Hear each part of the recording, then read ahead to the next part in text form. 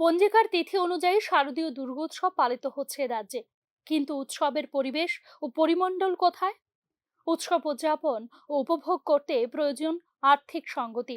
সরকারি কর্মচারী সহ মাসিক আয় যাদের নিশ্চিত, তারা মোট জনসংখ্যার একটি ক্ষুদ্র অংশ।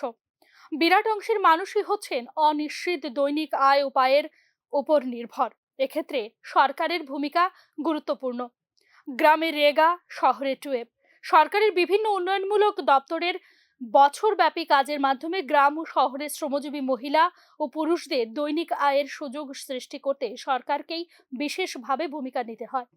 দিন যত যাচ্ছে, রাজ্যের শ্রমজীবী অংশের জনগণের কাজের সুযোগ কমে চলেছে আয় উপার্জন।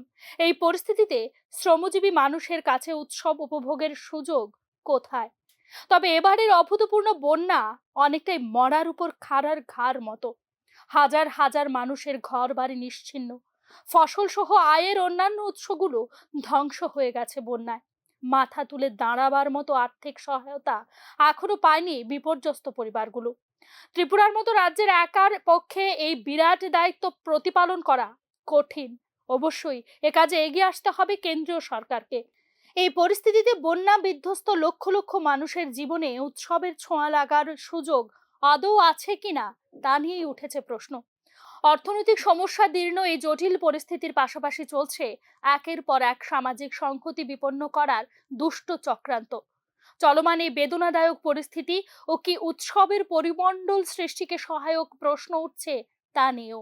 তারপরেও ওই উৎসব এসেছে এবং সময়ে তা শেষও হবে, কিন্তু সাধারণ মানুষের জীবনে উদ্ভূত সামাজিক, অর্থনৈতিক ও রাজনৈতিক সমস্যার সমাধান কিভাবে হবে তা নিয়েও কিন্তু উঠছে প্রশ্ন। স্বল্প, মধ্য ও দীর্ঘমেয়াদী কার্যকর পদক্ষেপ ও উদ্যোগ গ্রহণের মাধ্যমেই মূল সমস্যার সমাধান হবে বলে মনে করছেন তথ্যবিজ্ঞরা। এই সব কিছুকে উপেক্ষা করে উৎসবের আবহ তৈরির প্রচেষ্টায় রাজ্যের একটা বৃহৎ অংশের মানুষকে কোনোভাবেই ব্রাত্য রাখা যায় না বলেও মনে করছেন সংশ্লিষ্ট তথ্যবিজ্ঞ মহল। Bureau report, news now.